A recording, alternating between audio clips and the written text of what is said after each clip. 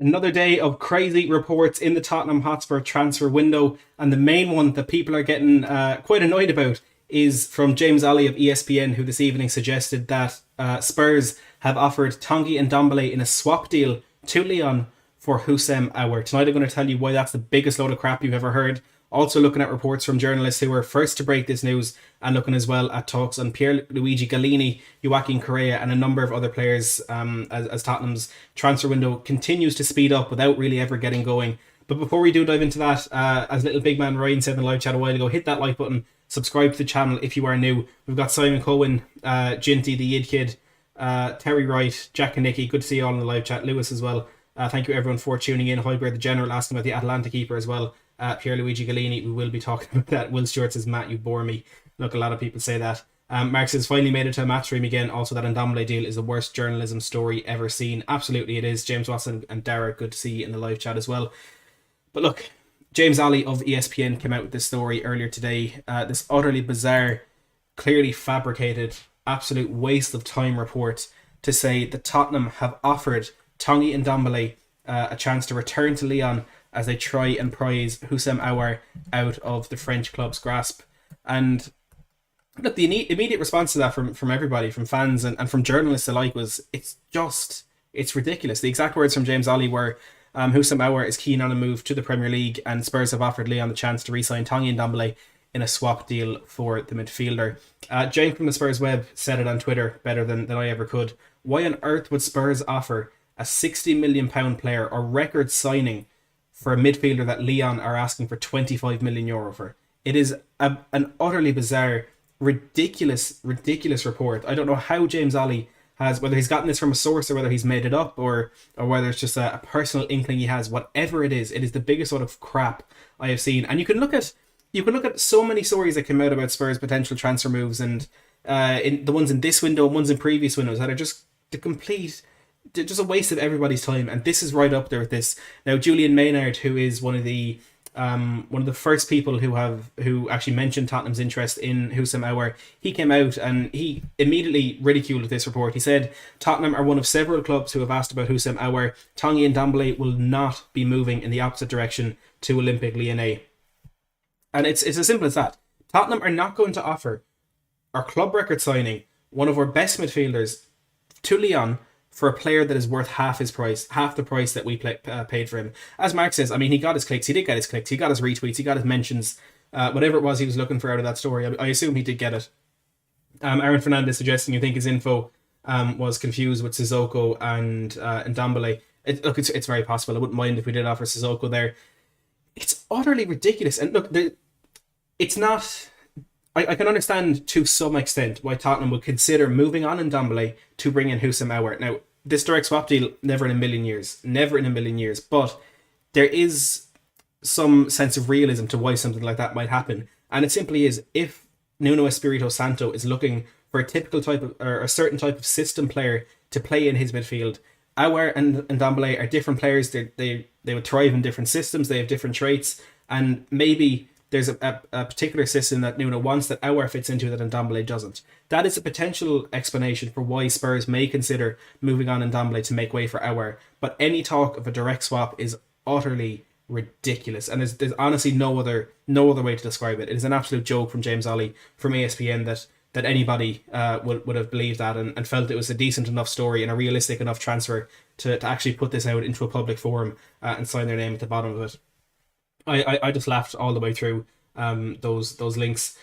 Ginty says it's Levy's mastermind negotiations. You don't know what you're talking about, Matt. What's all the abuse in the live chat tonight? Will calling me boring and now this as well. Sure, look at. Get French Football News have also said that Lyon are resigned to losing reported Tottenham target Houssem Aouar. The midfielder wants to leave and Lyon need to offload players. The French club are willing to accept €25 million offers with bonuses included, and even €20 million could suffice later in the window. So it is looking very likely that Houssem Aouar will move on from Lyon this window, whether that's to Tottenham or another team. Arsenal, I know, have already been in discussions. We'll talk about a story on that very, very shortly. But it does look as though Aouar will be moving on from Lyon this summer. Killian Kenny, good to see you in the live chat. Can Spurs sign Danny Ings from Southampton? It's a possibility. I think it's one that, judging by reports, we may push for and it's certainly one that we could get done, but I'm not too sure it will be this window. Bobby says, don't stories like these, no matter how utterly bad, show the current state we're in regarding transfers in or out. Too many players being linked with without any smoke. PS, you need a haircut. I got a haircut last week, Bobby. I don't know what you're talking about. I know you're bald, but we don't all have to be. Alistair Gold has also come in with an update on Houssem Aouar. He said there's nothing concrete in the Aouar links. Tottenham have looked at him in recent seasons, but as far as he is concerned, there's no incoming bid. There's no negotiations, no talks at all like that. It is simply just at the stage of interest. Ladis Sport, who are another outlet that have been very, very good on the story for Houssem Aouar so far. Alexis Bernard, I think, is the main journalist there. They have said that Tottenham are expected to make an offer for Aouar shortly, and this is the key update from them. As James says there, Arsenal have informed Lyon that they will not be making an improved bid after their initial one was rejected. So Arsenal did make an offer of, I think it was just below €20 million to try and buy the French midfielder. Lyon rejected that, and Arsenal have now said they will not be going in with an improved bid. So that is potentially one team out of the race for Houssem Aouar, as Tottenham, according to Alistair Gold, keep it at interest, but according to other reports, prepare to make an offer for the player. It'd be a fantastic signing. We're going to do a player analysis, a target analysis of him very, very shortly on this channel. So do make sure to subscribe if you do want to get that. Pierluigi Gollini, a player that we have mentioned on this channel and that has been mentioned in the live chat a few times by Højbjerg, the general, the Atalanta goalkeeper.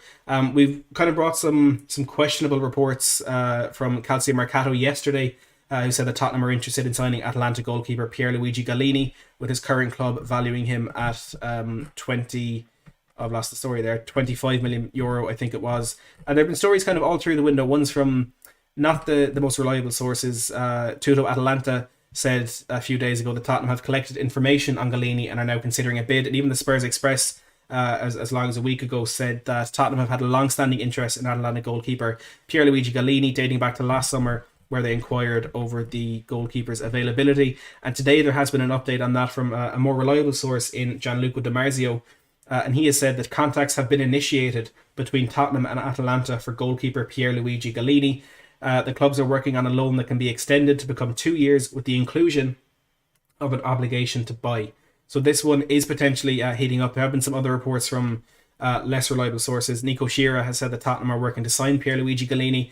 Fabio Paratici has a good relationship with his agent Beppe Rizzo. And Calcio Mercato, who, as much as I don't really value them as a source, were to this story before Gianluca Di Marzio. They have said that Tottenham have put an offer on the table for Atalanta goalkeeper Pierluigi Gollini. From what I've seen, there's no detail within that bid, but Di Marzio saying it's a loan deal that could be extended to 2 years with an obligation to buy at the end. And for me, I think this is just the beginning of the end for Hugo Lloris. I think if we do get in Gollini, he probably won't be the starting goalkeeper next season. I think it will be Hugo Lloris, but his contract is up, I'm pretty sure, at the end of next season. And I doubt that'll be extended. I think we are coming to the end of Tottenham's spell with Hugo Lloris in goal, and we're sitting here in 2021 with Lloris having been our starting keeper for 6, 7, 8 years, and it's crazy to think that the keeper before him was Brad Friedel. So it's been a crazy turn, and it seems like a really long time ago that that Friedel was there, but he was the keeper before Lloris, and the keeper after Lloris could very well be Pierluigi Gollini. On Takahiro Tomiyasu, we had an update from Alistair Gold today. Niall, good to see you in the live chat. Cody, welcome. Aaron as well, good to see you. On Takahiro Tomiyasu, there's an update today from Alistair Gold that I saw on Twitter when I was at work today, and I've been looking for the line, and I can't find it, so I'm not sure where exactly I saw it, but he essentially said there is a possibility that Tottenham will not have this deal finalised before the Olympics, which to me sounds like it's going to be after the Olympics, which is very, very late in the transfer window. And this is the one deal that we seem to have actually tied up pretty quickly, and one that we could get done in advance of pre-season. We know now that's not going to happen with the Leyton Orient game tomorrow. He's not going to make it in for pre-season. By the way, we will have a watch along here on the channel, me and David Harris, the Irish Hotspur, for that Leyton Orient game tomorrow. But the Tomiyasu deal looks to be delayed, and potentially delayed by up to a month. Alistair Gold also gave an update on Jules Koundé. He said Tottenham are interested in Koundé, while Sevilla are interested in Davinson Sanchez. Koundé is prioritising a move to Real Madrid, but if that doesn't happen, Spurs would then come into the picture. Another report today from Enrico De Lelis, who works for Solola Lazio, has said that Tottenham are now pressing to sign Joaquin Correa. And I don't usually take note of stories from sources that I haven't heard of or that I don't know. The reason I'm bringing this one to you is there have been links with Joaquin Correa the whole way through this window, and Solola Lazio looks to be an outlet specifically for Lazio, almost similar to Tottenham's Football.London and stuff like that. So I think there may be something to this Joaquin Correa news. It's definitely one that we'll be keeping an eye on over the coming days and weeks. A player who could be a very good signing for Spurs. Will, you're having a lot of fun in that live chat, and I must say I'm really enjoying it. Dara says on Aouar that I think he would be a great signing and previous partnership with Tanguy. Would give us a lot more attacking quality. Hoiberg the General says no Adama, I'd rather Podence. Will Stewart says this is boring. I love it, Will. Son's contract bores me. Cody says any thoughts on Son's contract? I really don't know why it hasn't been announced yet. I don't know why he's not, we haven't seen Nuno put his arm around him or whatever, but I do think it is only a matter of time before that does happen. Bottleham Hotspur, love the name, asking for any news on Joachim Andersen and Maxence Lacroix. Andersen has really gone quiet in the last month or so. I was thinking from late last season that is a deal that would be done, and I almost had no doubt that Andersen would be a Spurs player, but maybe with Paratici and Nuno coming in, perhaps the kind of targets have completely shifted and maybe there's no interest in him anymore. On Maxence Lacroix, the updates we had yesterday were from Charlie Eccleshare of The Athletic, who said that Tottenham's talks for Lacroix are not believed to be at an advanced stage, and Bild, who have said that RB Leipzig have pulled out of a deal for Maxence Lacroix after deep negotiations, leaving Spurs at the front of the queue. So I think Lacroix, the more likely of those two to happen. Hoiberg General says Anderson went quiet, so surely he's coming. Look, I hope so. He's a player I really want. Bobby asking any threat of Tomiyasu not happening. I saw some quotes on Carriera della Bologna today from, I think it's their sporting director or someone high up in their board, and he said there are 4 teams interested in Tomiyasu. So is there a chance that another team could have made a better bid or perhaps been more convincing to Tomiyasu? There's always a chance of that. With Spurs, it really wouldn't surprise me. It wouldn't surprise anybody, to be honest. But I'm confident we will see Tomiyasu in a Spurs jersey. It may just be a lot later than we had expected. Mark Lamb says, are the Sabitzer links completely dead? Was that just a Mourinho link? I don't think it was just a Mourinho link, because we were linked him before Jose in that last window with Mauricio Pochettino when we signed Celso and Ndombele. Sabitzer was one of those midfielders who was heavily linked as well, but we of course went different directions with that. But it does seem to be dead in the water, very similar to the Anderson one. The reports kind of late on in the season were suggesting that this deal is something that really could happen, and we know he's available for as low as £15 million as he goes into the final year of his contract, which is something that Spurs often look to go for. If you're looking at the targets already, you've Nikola Milenkovic, 1 year left, Sam Johnston, 1 year left, Danny Ings, 1 year left. I wouldn't be surprised if Spurs are still going for it, but it seems to be dead in the water at the moment. However, we could simply be focusing on the more pressing issues in the squad, looking for some defenders, and then looking towards the midfield issues. Like the only links we've really seen in midfield with any substance to them are Houssem Aouar and a bit of Renato Sanchez, and you can even mention Mikkel Dansgaard as well, the Sampdoria and Danish attacker. So I think we will see in the next week or two the links with midfielders really starting to heat up a bit more, and maybe that's when Marcel Sabitzer could be back in contention. Will says, folks in the chat, I'm just being snarky. This is actually quality content, not just aimless rambling of conjecture and bias. Matt just gives us what is, so we don't have to look it up ourselves. Thank you, Will. I appreciate that. Ginty says, Steel Brentford's deal for Christopher Ayer from Celtic, only going for £13.5 million, our best centre back since Van Dijk. Well, look, I take Christopher Ayer. He's played European football with Celtic. He's won titles. I think that's a very good signing from Brentford. I haven't seen anything about that. This is the first I'm hearing of it, but if we snuck in there and got a deal done, I wouldn't entirely be opposed to that. Kelly JTV says, all this transfer talk is Levy's PR spin machine. All fake news, don't fall for it. Thanks, Kelly. Fix NBA says, thoughts, would you like to see Ings and Kane as a partnership next season? I think Ings could be a decent signing for Spurs, and I've kind of said it since these links were born that he could be a decent signing, and I can see the reasoning behind it. He's been a Premier League player consistently for a number of years now. But my only fear with that is, what would that mean for Heung-min Son? Because if you're looking at playing a front 2 and a back 3, which we know is going to happen, that's a midfield 5. But the wider players in that midfield are fullbacks. So it'll be Sergio Reguilon on the left and maybe Doherty or Aurier or Tomiyasu on the right. And all of a sudden there's nowhere there really to fit in Heung-min Son, unless you want to play him in a number 10 behind the striker, behind the 2 strikers. I'm not quite sure, but I think if Ings did come in, it would be embarrassing if he was a starting player for us. I think as a backup to Kane, as a rotation player, maybe for Conference League football on a Thursday, that would be good. But as a partnership starting, it's just not something I'd really like to see. Dan says, I'll be devastated if Tanguy leaves this summer. If we let him go, it'll be a KDB Chelsea situation. And that's exactly it. I mean, you can't just give up on a player after the year and a half, or 2 years he's had at this stage, because he has shown some really, really bright performances and a lot of potential. So letting him go, especially in a swap deal for Aouar, would be absolutely ridiculous from Tottenham. Now, Nuno Espirito Santo did have his first press conference ahead of a game as head coach of Spurs today. Of course, we're playing Leyton Orient tomorrow in a pre-season friendly. Like I said, there's going to be a watch along here tomorrow with David Harris, the Irish Hotspur. I do want to mention as well, there is a link down at the top of the description. If you are interested in being in with a chance to win a signed Spurs jersey, hit that link at the top of the description. It'll bring you to a tweet that explains everything you need to know. It's a raffle that is in support of the Limerick Mental Health Association, which is a thing that's really close to my heart and to my family and things like that. So it's being run. You see the tweet anyway. Everything will be explained for you there. It's not being run by the channel. It's not associated with the channel, but just a cause that I think really does need to be supported. So if you want to be with a chance of winning that jersey, the link is at the top of the description down below. But Nuno Espirito Santo made some comments today that annoyed some fans. And I know Cody was in the live chat a while ago. There's some that he wasn't too happy with.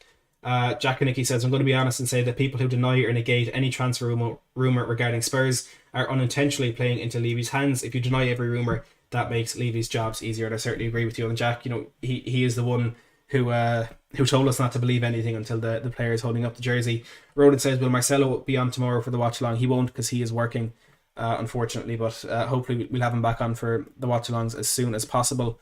And I seem to have lost these quotes from Nuno Espirito Santo, but one of them that he did say that Harry Kane is our player. He said Harry Kane is our player, period. He isn't entertaining any questions or entertaining the possibility of Harry Kane moving on from the club this summer, which is very good to hear. On Matt Doherty, a player that we hope will thrive under Nuno as he did during his couple of years at Wolves. Nuno said, what he's doing every day, committing himself, working hard, the quality is there. I know him, he knows us, take the best of him, and this is what we will try. So potentially he'll be first team player next season. On Harry Kane, Nuno said, I have no doubts in my mind. What I wish is for Harry to recover well, have a good rest, and when he arrives, he will feel that every one of us has to commit ourselves to become better. We are very ambitious. We are ambitious people. And like I said, he also said Harry Kane is our player, period. On transfers, he said, we're aware there's a lot of work to be done. It's hard work to improve the quality we have. We need to find the right talks on a daily basis. We talk. When he says we, he meant Fabio Paratici, Steve Hitchen and himself. And he made comments about the strength of the squad and the quality of squad that is there, and how it's difficult to improve that. Now, I can understand where frustrations from that come from, because we're sitting here since the end of the season, 2 months without a manager, all this, looking at the absolute state of our squad, looking at having to start every week one of Eric Dyer and Davinson Sanchez, looking at Harry Winks starting a cup final for us and all that. And we know our squad is terrible. And we know our squad needs to be improved. But Nuno can't say that. He is a new manager, a new head coach coming into a new situation with new players. He's been there, 2-3 weeks? He can't come out and say, our team is useless. We need to sell this guy, we need to sell this guy, we need to sign 11 players, we need a whole new squad, all I want to keep is Kane and Son. He can't do that. He has to come out and he has to be, I'm trying to think of the word, but he has to be fair. He can't say exactly what he thinks. Partly because if he comes out and says, we need to sign a centre-back, all of a sudden the price tag for every single centre-back goes up 5, 10, 50 million pounds. And what could be a 15 million pound deal for Tomiyasu becomes a 25 million pound deal. And what could be 30 plus Sanchez for Koundé becomes 40 plus Sanchez for Koundé, because they know the desperation. They know the desperation of Tottenham and trying to get a centre back. So that's one side of things. But the other side of it is, if he comes out and says we really, really, really need a new right back. Let's say, for example, we don't get Tomiyasu and we don't get Max Aarons and we don't get Tariq Lamptey, and we're left with Doherty and Aurier.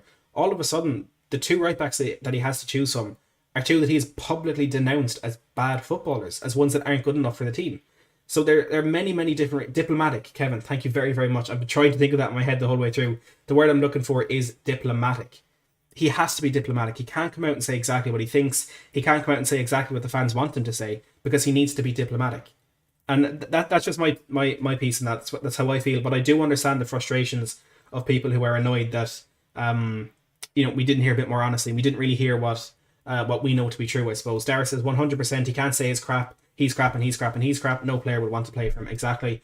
And we do have a YouTube legend in the house. We got Brian Daigle from Tottenham Away. Says, good afternoon, evening, everybody. Have a great weekend. I'm going to Matty Hayes chant. Absolutely love it. Brian, we've had a few people in the chat doing the chant in the last couple of days, so I have to thank you for that. So hope you're well. I'm fantastic, Brian. I got my my day for my vaccine today, which is absolutely fantastic. Brian, good to see you in the chat. I hope you're doing well as well. Look, that's just my bit in Nuno and transfers.